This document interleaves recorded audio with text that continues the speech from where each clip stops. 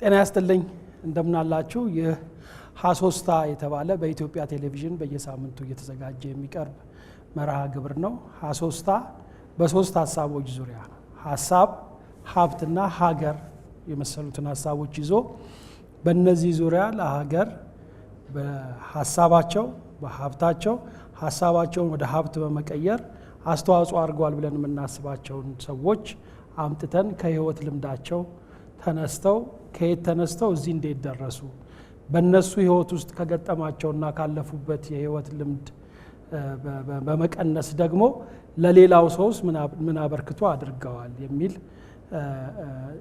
የሚለውን የምንወያይበት ዝግጅት ነው። ሀሳብ እንግዲህ ከዚህ ቀደም በተደጋጋሚ እንደተነጋገርነው የሁሉም ነገር መጀመር ነው። ማሰብ ደግሞ ከማስተዋል ይመጣል። ያ ማስተዋል ደግሞ በራሳችን በህይወታችን ከሚደርስብን ከአካባቢያችን ከምናየው ወይም ደግሞ ከሌሎች ሰዎች በምንሰማው ከውጪ ወደ ውስጥ ነው ማስተዋል የሚመጣው። በውስጣችን ያለውንም በማስተዋል ከውጪም የደረሰብንን በማስተዋል ማሰብ እንጀምራለን። ያንን ሀሳብ ምን እናደርገዋለን? ለጥያቄ የሚቀርብ ነገር ነው። አንዳንድ ሰዎች ሀሳቡን ብቻ ይዘው ሊብሰለሰሉበት ይችላሉ። አንዳንድ ሰዎች ደግሞ ሀሳቡን ወደ ድርጊት ይለውጡታል። ያ ሀሳብ ወደ ድርጊት ሲለወጥ ምን ይሆናል? ሀብት ይሆናል። ያ ሀብት የገንዘብ ማጠራቀም ብቻ ማለት አይደለም። የእውቀት ሊሆን ይችላል፣ የበጎነት ሊሆን ይችላል፣ የሰብአዊነት ሊሆን ይችላል። በጣም ሰፊ የሆነ በትርጉም ያለው እሳቤ ነው በራሱ ሀብት ማለት። እነዚህ ሁለቱ ናቸው እንግዲህ ሀገርን ያቆማሉ ተብሎ ከሚታሰቡ መርሆች መካከል። ሰዎች ሀሳባቸውን በተለያየ መልክ ወደ ሀብት ሲቀይሩት ያ ለሀገር እድገት፣ ለሀገር በጎነት፣ ለማህበረሰብ በጎነት አስተዋጽኦ ያደርጋሉ። ዛሬ የምናቀርብላችሁ ግለሰብ አቶ ስንታየው አበጀ ይባላሉ። የወደቁትን አንሱ የሚባል የነዳያን የበጎ አድራጎት ማህበር መስራችና አሁንም ከሚያስተዳድሩት ውስጥ ናቸው። የግል ህይወታቸው ለብዙ ሰው መማሪያ የሚሆን ነው። አንድ ሰው ከግል ድካም፣ ከግል ጉዳት፣ ከግል ጥረቱ ተነስቶ ለሌሎች እንዴት መበጀት፣ ለሌሎች እንዴት የተሻለ መሆን ይችላል የሚለውን ልንማርበት የምንችል የህይወት ታሪክ አላቸው። ያ ብቻ ሳይሆን ደግሞ ለሌላው ለማድረግ ምንም መሆንን አይፈልግም፣ ምንም መሆንን አይጠይቅም፣ ሰው መሆንን ብቻ ነው የሚጠይቀው የሚለውንም ሀሳብ የበለጠ ለመረዳት የእሳቸው ታሪክና ልምዳቸው የሚሰሩት ስራ ምስክር ነው። ስለዚህ ከአቶ ስንታየው አበጀ ህይወታቸውን፣ አስተዳደጋቸውን፣ የመጡበትን መንገድ፣ ይሄን እንዲሰሩ ምን አነሳሳቸው፣ ከዛ ደግሞ በመቀጠል ምን እየሰሩ ነው፣ ወደፊትስ ምን ይታያቸዋል፣ ምን ያደርጋሉ የሚለውን እንሰማለን። አቶ ስንታየው አበጀን ወደ መድረክ ጋብዛቸዋለሁ። ተቀበሉልን።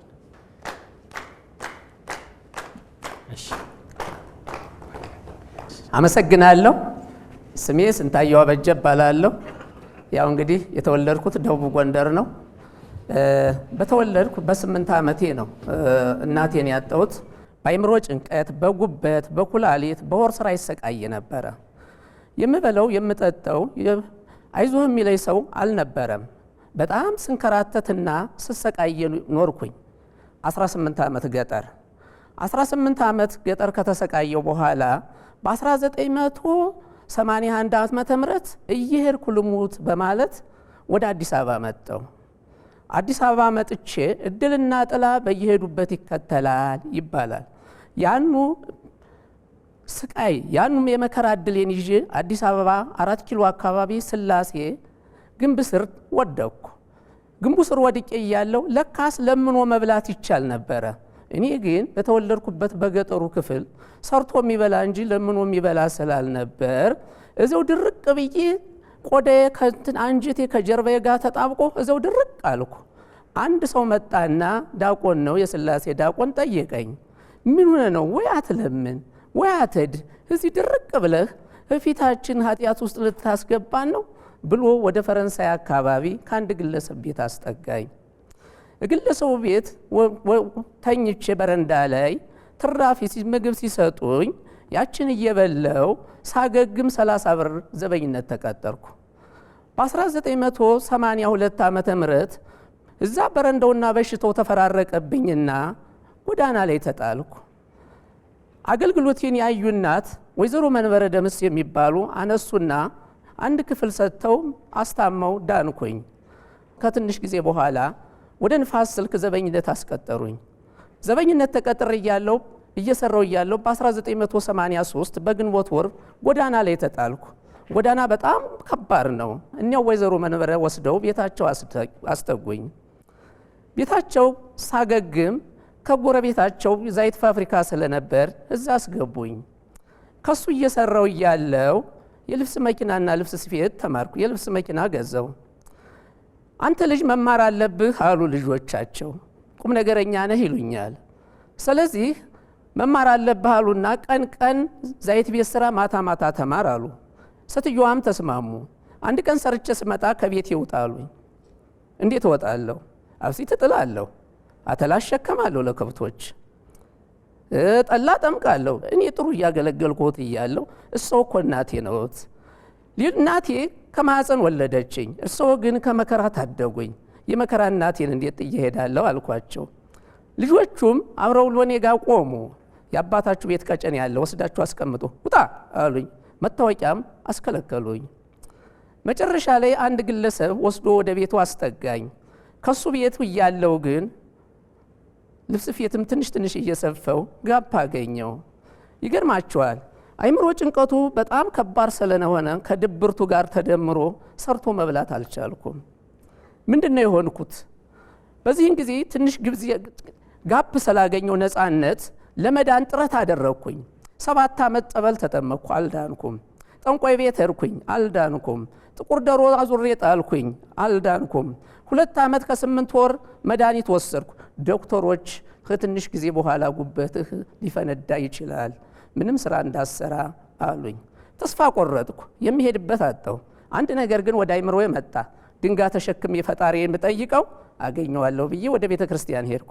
ድንጋይ ተሸክሜ ፈጣሪዬን ጠየቅኩት።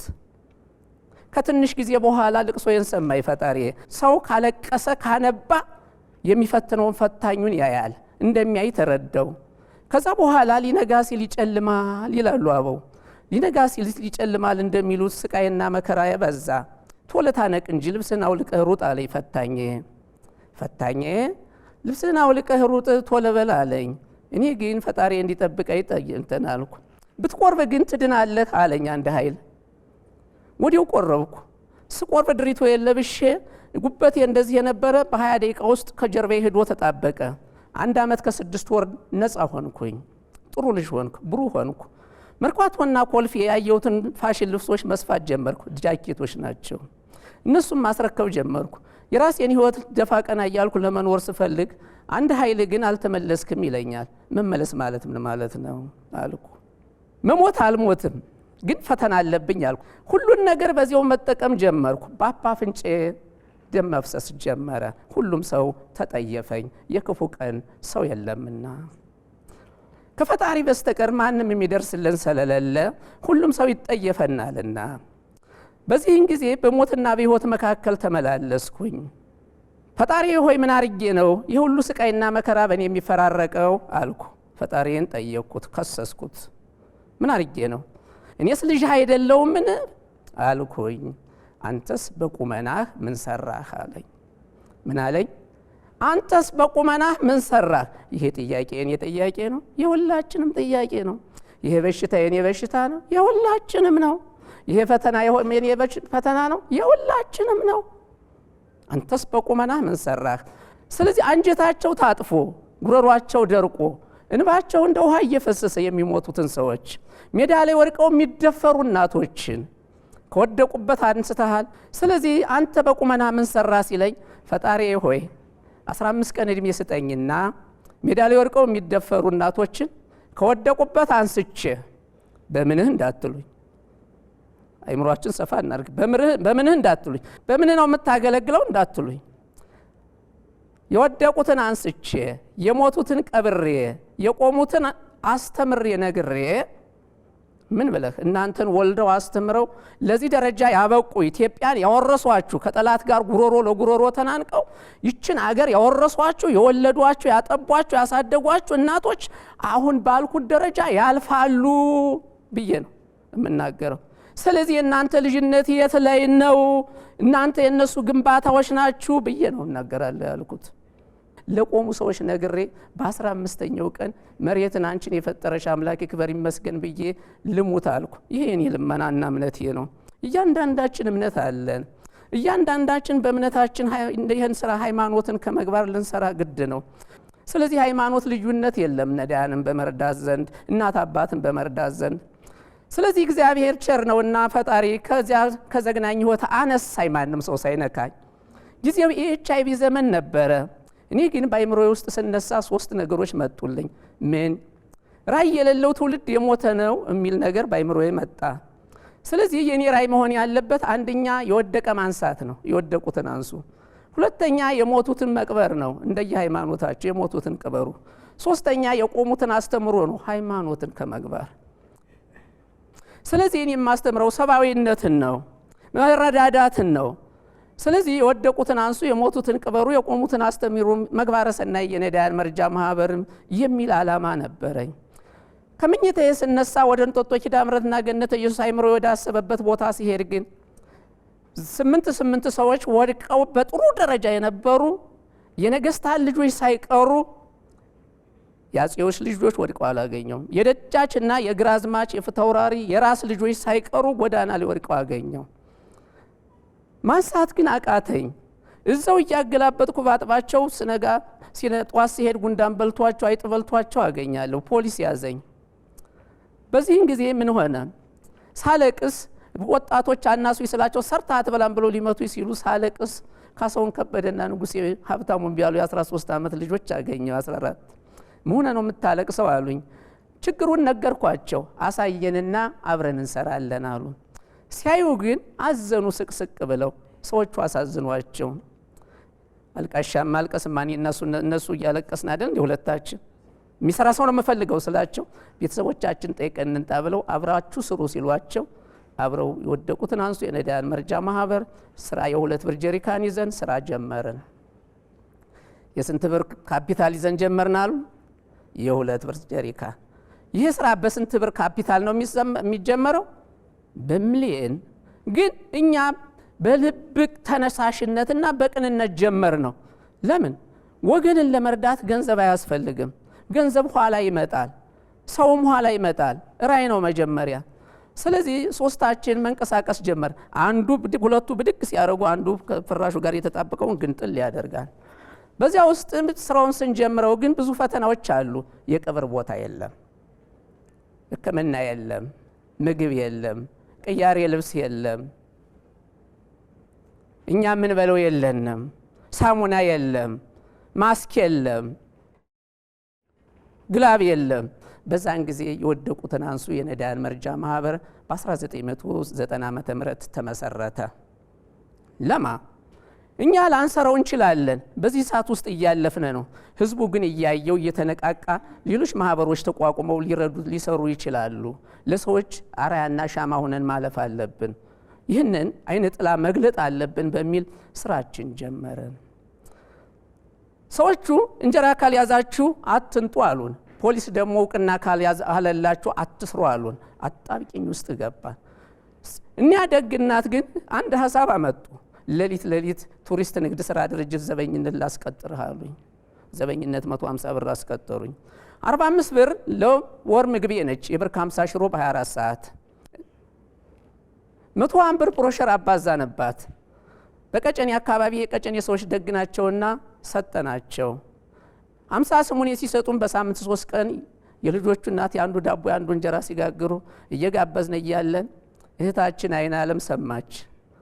አብራን መስራት ጀመረች። በሳምንት 3 ቀን መጋበዝ ጀመር። ከመንግስትም ፍቃድ አወጣንና ህጋዊ ሆነን የወደቁትን አንሱ፣ የሞቱትን ቅበሩ፣ የቆሙትን አስተምሩ ምግባረ ሰናይ የነዳያን መርጃ ማህበር አቋቋመን። ሰዎች እየበዙ ሌሎች ማህበሮች ስለሌሉ የወደቀ የሚያነሳ ስለሌለ በጣም ብዙ ሰዎች ተጎርተው ሞቱ። ወደ ቤታችን ስናስገባቸው ከዝናቡ ይሻላል በማለት ጧት 5-6ቱ ሙቶ ይገኝ ነበረ። መጨረሻ ወደ ቤተ ክርስቲያን ሄደን በነፃ እንዲቀብሩልን ጠየቅንና ከቤተ ክርስቲያን ፍቃድ አወጣን። ሰዎቹን ወደ ሕክምና ስንወስድ በጣም ከባድ ነበረ። በታክሲ ኩንትራት ስንይዛቸው በጣም መኪናው ስለሚበላሻ በሳቁሉን ነበረ። ይህን ሁሉ አልፈን አሁን ካለንበት ደረጃ ደረስን። አንድ ወቅት ኪዳነ ምሕረት አካባቢ ቦታ መጠየቅ ጀመርነ። በተለያዩ ቦታዎች መንግስትን ቦታ እየጠየቅን እያለን መጨረሻ ላይ ሊሰጡን አልቻሉም። ሀሳቡም አልገባቸው፣ ለምን እንደሚውልም አላወቁም። እንጠይቃቸዋለን ለአረጋውያን መኖሪያ ለአቅመ ደካሞች ስንል ምንም ቦታ አልተሰጠም። ማነው ጊዜ አልሰጡትም ቦታ። በአንድ ወቅት አንድ ልጅ ኪዳነ ምሕረት አካባቢ ወደቀ። የ23 ዓመት ልጅ ነው። ጉንዳን ወረረው፣ ወሮታል 11 ሰዓት። መጨረሻ ላይ ይሄ ልጅ መጨረሻ ወደኛ ቤት አመጡት። እኛ በደስታ ተቀበልናቸው። ችግራችሁ ምንድነው አሉን። ቦታ አልናቸው። ቦታማ ከንቲባውን አውቃቸዋለሁ ኑ ልውሰዳቸው አሉን። አቶ ኩማ ጋር ወሰዱን። አቶ ሞቱማ መቃሳን አገኘን። አቶ ሞቱማ መቃሳ ሲነገራቸው ስቅስቅ ብለው አለቀሱ። በጣም አዘኑና ይሄ እኮ ስራ የኛ ነበረ አሉ። ይህን እኮ መስራት ያለብን እኛ ነበርነ አሉ። ይህን ስራ የሚሰራው ማን ነው? መንግስት፣ የሃይማኖት ተቋማቶች፣ እኛ ልጆቻችን ናቸው። አንድ አባባል አለ እዚህ ላቁምና፣ አንድ ሰው ጧት ተነስቶ እናት አባቱን የ80 የ90 ዓመት እናት አባቱን ዳይፐር ይቀይራል።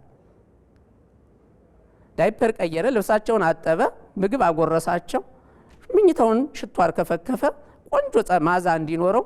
መጨረሻ ላይ ቆንጆ ምግብ ካጎረሰ ካበላ ካጠጣ በኋላ አጫወታቸው። የኔ ጀግና አባቴ ወታደር ነበርክ፣ አገር ጠባቂ፣ ዶክተር ነበርክ፣ በሽተኛ የምታክም፣ መምህር ነበርክ፣ መሀይምነትን የምታወድም የምታጠፋ፣ ገበሬ ነበርክ፣ አርሰህ የምታበላ፣ አሁን ግን ጀግና ነህ፣ የጀግኖች አባት ብሎ አጫወተው። ለልጆቹ ደግሞ አገልግሎት አስተማራቸው። ምን እያደረክ ነው አሉት። ለእናት ለአባቶቼ ብድራትን እየከፈልኩ ነው፣ ለልጆቼ ደግሞ ብድራትን እያቆየው ነው አለ። ሰብስቦ የመርዳት በዚያው ሕክምና በዚያው እንትን ማነው ምግብ እዚያው ሕክምና እዚያው ምግብ እዚያው ልብስ ተንከባካቢ እንዲኖራቸው ቀደም ሲል ጀምሮ ባለመኖሩ ይህ አይነት ነገር ተፈጠረ። ስለዚህ ለአባት ለእናቶቼ ብድራትን እያቆየው ለልጆቼ ደግሞ ብድራትን እያቆየው ነው። ምንድነው ያበደሩት እናት አባቶቻችን? ጊዜያቸውን፣ ህይወታቸውን አገር በመጠበቅ ሃይማኖት በማቆየት ከፍተኛ አስተዋጽኦ አድርገዋል። እነዚህ አባት እናቶች ግን ሲወርቁ ለምንድነው ውሃ የሚያጠጡት ያጡት ብለን ስንል ወደ ቅድሙ አባት ጋር እንመጣለን። የቅድሙ አባት ግን ስልጣን ላይ ሆነን እኛ ነበር ይሄን መስራት ያለብን አሉ። መንግስት ነበር አሉ። የሃይማኖት ተቋማቶች ነበር አሉ። አሁን ግን እናንተን ቦታ የምታገኙበትን መንገድ ልንገራችሁ አሉ። 7 ዓመት ደከማችሁ፣ 8 ዓመት ደከማችሁ፣ አሁን ግን በቅርብ ታገኛላችሁ አሉ። እንዲህ ብላችሁ ጠይቁ። ዶክሜንት አላችሁ? አዎ። መጨረሻ ላይ 3000 ካሬ ሜትር ቦታ አገኘን። ለመጀመሪያ ጊዜ አዲስ አበባ ውስጥ ወይም ኢትዮጵያ ውስጥ ለአረጋውያን ወይም ለወደቁ ሰዎች ይህ ቦታ ተሰጠን። የነበረን 1,500,000 ብር ነው። 200 ሰዎች ነበሩን። በ1,500,000 ብር ምንድን ነው የምንሰራው? 200 ሰው እየረዳ እኛ ግን ስራውን ጀመር ነው። ስራው ሲጀመር 36 ሚሊዮን ብር ይፈጃል ተባለ። ግምቱ 36 ሚሊዮን ብር ይፈጃል ሲባል እኛ ግን 200 ሰዎችን ይዘን 36 ሚሊዮን ብር የሚገመተውን ፕሮጀክት ጀመር ነው። ያስፈራል።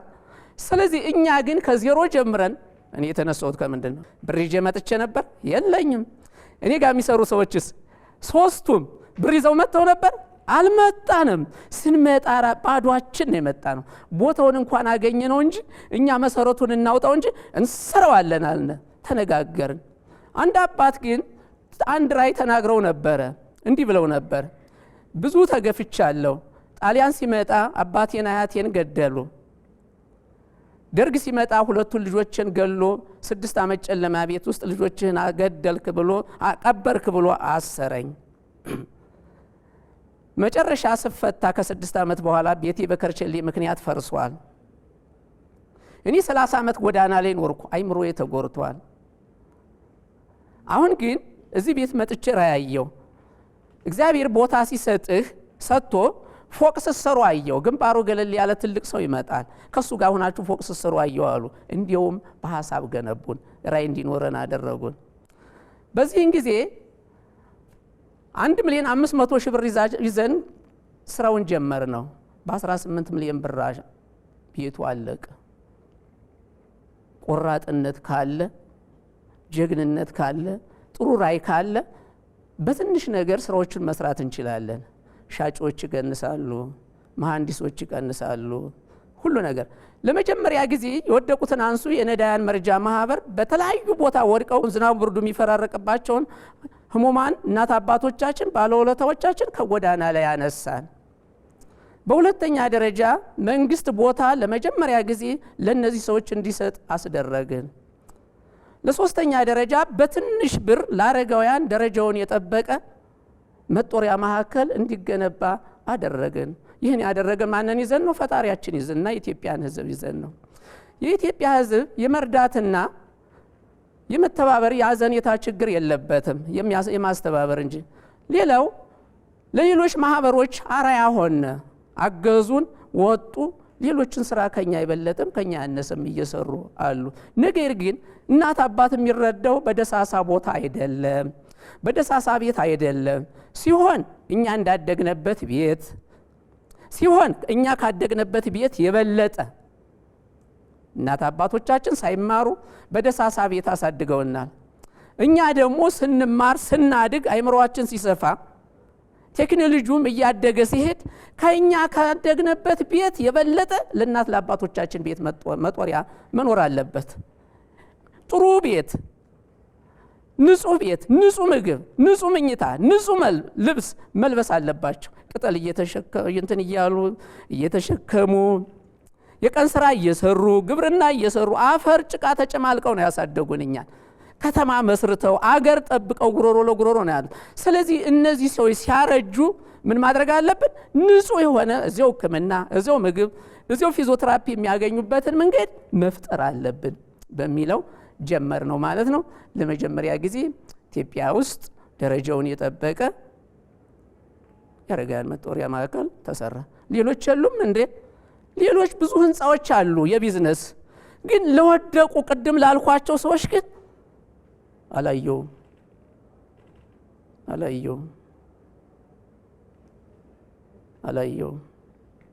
የዛሬ 10 ዓመት የለም። ይህንን ራይ ነው ይዘን የመጣ ነው ለህዝቡ ይዘን መተን አሁንም አሰራጭተነዋል። ህዝቡም እየተሳተፈ ነው ያለው። በዚህ ራይ ላይ እየተሳተፈ ነው። ህብረተሰቡ ወደዚያ ይመጣል፣ ነፍስ ይማር ይዞ ይመጣል፣ ጸበለ ጸዲቅ ይዞ ይመጣል። ሐኪሙ በነፃ መጥቶ ያክማል። ህብረተሰቡ ዳይፐር ይገዛል፣ ጸበለ ጸዲቅ፣ ነፍስ ይማር፣ ዘካ ከዚያ ይዘው እየመጡ ያበላሉ። እዛም ነፍስ ይማር ያስፈላሉ። ስለዚህ ህብረተሰቡ እየተቀየረ ነው ማለት ነው። ያልተቀየሩም አሉ። ለእናት ለአባታቸው ፍቅር የሌላቸው ደግ ሰው የሚበሉ ራሳቸው ነፍስ ይማርም ጸበለ ጸዲቅም ዘካም ገና ሳይገባቸው እናት አባቶቻቸው ከዛ ስቃይ ቅድም ካልኩት ውስጥ ሳይወጡ እነሱን ዘወር ብለው ሳያዩ እነሱ ገና ጓደኞቻቸውን ጠርተው ገና የሚበሉ የሚጠጡ ድሆችን የማይፈልጉ ድግስ ሲደግሱ እንደኔ ወጣቱን በር ላይ እንዲጠብቅ አድርገው ገና ደግሰው የሚበሉ ያልባነኑ አሉ። እነሱ ነገ እንደሚወርቁ የማያስቡ አሉ። ብዙ ሀብታሞች ግን ወድቀው አግኝተናል። ብዙ ትልልቅ ሰዎች ግን ወድቀው አግኝተናል። ስለዚህ ግብዣችን ከማን ጋር ይሁን? ከእናት ከአባቶቻችን ጋር ከእናት አባቶቻችን ጋር። ምግባችን ለማን ይሁን? መጠጣችን ለማን ጋር ይሁን? እናት አባቶቻችን ከተራቡ ሰዎች። መጠጣችሁ በተራቡ ሰዎች ይሁን፣ ምግባችሁ በተራቡ ሰዎች ይሁን፣ ልብሳችሁ በተበረዱ ሰዎች ይሁን ስለሚል በእናት አባቶቻችን ጋር ሰርጋችን ከመራቂዎቻችን ከእናት አባቶቻችን ጋር፣ ልደታችን ከእናት ከአባቶቻችን ጋር የወደቁትን እያነሳ በየቦታው እንደዚህ አይነት ነገሮችን እያቋቋምን እኛም ስንወርቅ ወደዚህ ቦታ አንድ ህፃን ልጅ እዛ ኪዳነ ምሕረት አካባቢ እያለን ባሏ ትንሽ መጠጥ ይጠጣልና አንዳንድ ቀን ይገባል፣ አንዳንድ ቀን አይገባም። መጨረሻ ላይ ህፃኑ ልጅ የ4 ዓመት ልጅ ነው እንግዲህ ምንም አታስቸግረኝ አባትክም ጥሎ ሄዷል ምንም የምንበለው የምንጠጣው የለንም እንደው ዝም ብለህ አሁን እህል አትበለኝ አልኩት አለች ምን ያሳስብሻል በጣም የምንበለው ካጣን እኮ የወደቁትን አንሱን ገብተን እዚያ እንበላለን አዎ እኛ ስናረጅ ልጆቻችን ሲጠየፉን እንደኔ እንደቀደው ሲጠሉን ቀጥታ ወዴት ነው ምን ሄደው እንደዚህ አይነት ማዕከል ሲኖር ሜዳ ላይ ስንወርቅ የሚጦረን ስናጣ አካላችን መንቀሳቀስ ሲያቅተን በደናው ቀን ጊዜ ስንሰራ ነው ይሄንን ነገር የምናመጣው ማለት ነው ስለዚህ ከመውደቃችን በፊት ምን ማድረግ አለብን የወደቁትን ማንሳት የሞቱትን መቅበር እንደየሃይማኖታቸው አሁን እግዚአብሔር ይመስገን ክርስቲያኖች ሲሞቱ ክርስቲያን ቦታ ይቀበራሉ ሙስሊሞች ሲሞቱ ሙስሊሞች ወስደው ይቀብራሉ እንደየሃይማኖታቸው እየተቀበሩ ያሉበት ደረጃ ነው ስለዚህ ሳረጅ ጧሪ ሳጣ እንዴ የወደቁትን የሚያነሳ አቅመ ደካሞችን አረጋያን የሚጦር ፓራላይዝ የሆኑትን ሰዎች በነፃ ምግብ በነፃ ሕክምና የሚረዳ ድርጅት አለ አይደል እንደኛ ምን ደግፈው ሰርጌንም እኮ ከዛ ጋር ነው ያደረኩት ምርቃቴንም ከዛ ጋር ነው እኮ ያደረኩት ልደቴንም ከዛ እኮ ነው ያደረኩት ዘካንም እኮ ከዛ ጋር ነው ያደረኩት የተንሳይ ባልንም እኮ ከዛ ጋር ነው ያደረኩት ስንል እናት አባቶቻችንን እንረዳለን ማለት ነው ስለዚህ ራዕይ የሌለው ትውልድ ምንድነው የሞተ ነው ማለት ነው ራዕይ ሊኖረን ይገባል ማለት ነው በጣም እናመሰግናለን አቶ ስንታየው በጣም አስተማሪ ታሪክና ልምድን ያካፈሉን የኢትዮጵያ ቴሌቪዥን ያዘጋጀው የትንሽ ደቂቃ ቪዲዮ አለ እሱን ደግሞ አይተው የሚሰጡትን ሐሳብ እንሰማለን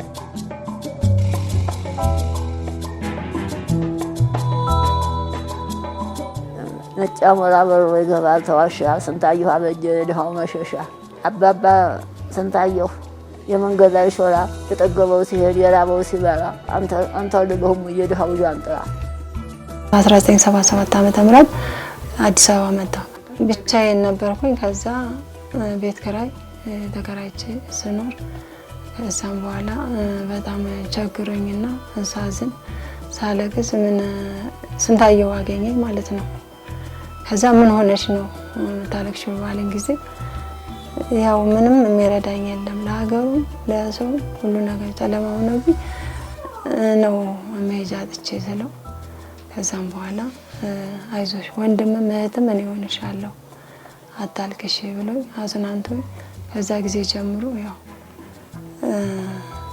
ነው ህይወት የጀመርነው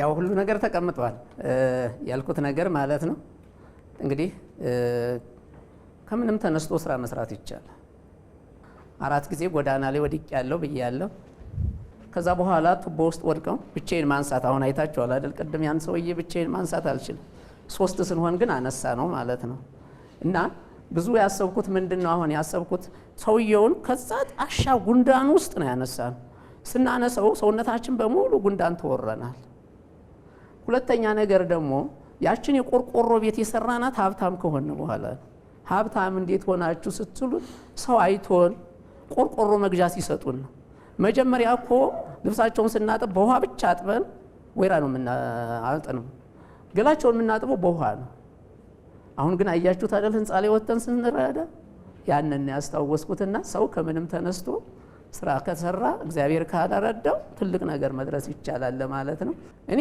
ብዙ ጊዜ አንድ ጊዜ 6ኛ ክፍል 5 ቦታ ላይ ተመዝግቤያለሁ ትምህርቴን አላቋርጥም ብዬ መጨረሻ ላይ እንደዚያ እያልኩ እየታገልኩ ቆየውና ልብስ እየሰፋው እያለው 8ኛ ክፍል ወደ ትምህርት ቤት ሲሄድ ልብስ ሰፋውዬ ባለቤቴ መንገድ ላይ እያለቀሰች አገኘዋት። ምን ሆነሽ ነው አልኳት። እኔ ያደግኩት ዩኒሴፍ ነው። 8ኛ ክፍል አስወጡንና ሰበታ ህፃናት ማሳደጊያ ቤት ተከራይተው ዕቃ ገዙልን አለች። ከዛ ሳልኳት መንገድ ላይ ያገኘዋት ወደ ትምህርት ቤት ልንገባ። ከዛ በኋላ ያችን ዕቃዬንም ሰረቁኝ፣ ልብሴንም ወሰዱብኝ፣ ራቁቴን ቀረው ስትል ቤተሰብ ወገንም የለኝም፣ ድርጅት ነው ያሳደገኛል። እንዴ ቤተሰብ ለሌለው ልጅ እኮ ፈጣሪ እናት አባት አለው፣ እሱ እናት አባት ሆኖ ያሳድጋል፣ ሰውም ይሰጣል።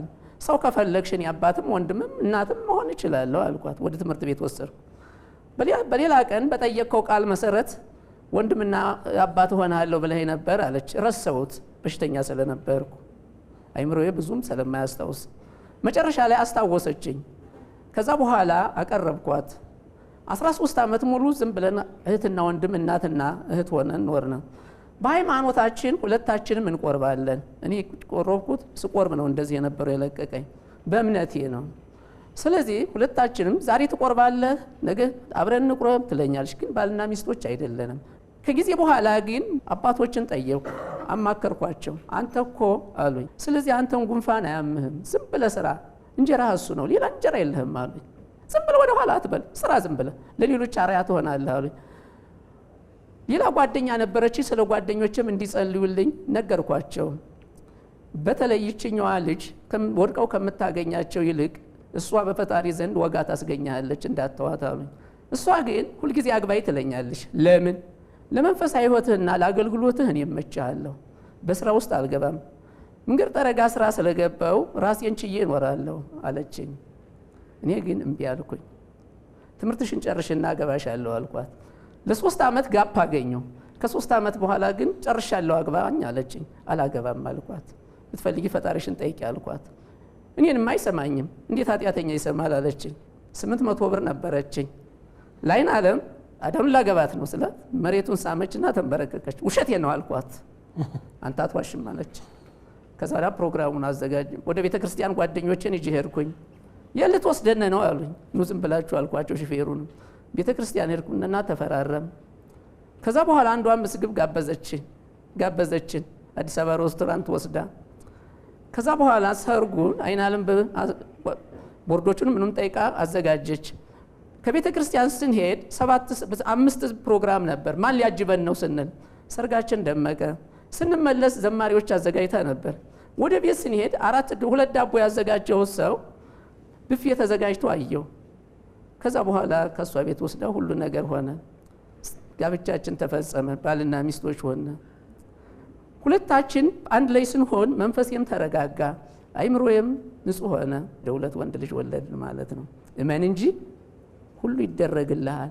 እግዚአብሔርን ፈጣሪያችን ካመን ሁሉ ነገር ይደረግልናል። ኢትዮጵያውያን ፈጣሪያቸውን የሚፈሩ ፈጣሪያቸውን የሚያምኑ ናቸው። ስለዚህ በፈጣሪያቸው ሁሉ ነገር ይደረጋልና ባለትዳርና የ2 ልጆች አባት ሆንኩ። ማን ፈቀደ? ፈጣሪ ፈቀደ ማለት ነው። በጣም እናመሰግናለን አቶ ስንታየው። እኔ በግሌ እዚህ ከእርሶ ጋር ቆሜ ታሪኮን ለመስማት በመታደሌ ትልቅ ኩራት ይሰማኛል። በጣም ለሚሰሩ ስራ ሁሉ ውለታዎትን እግዚአብሔር ይስጦት። እናመሰግናለን በጣም። እኔም አመሰግናለሁ። እሺ ተመልካቾቻችን፣ እንግዲህ የአቶ ስንታየው አበጀን በጣም በብዙ ጥረትና በብዙ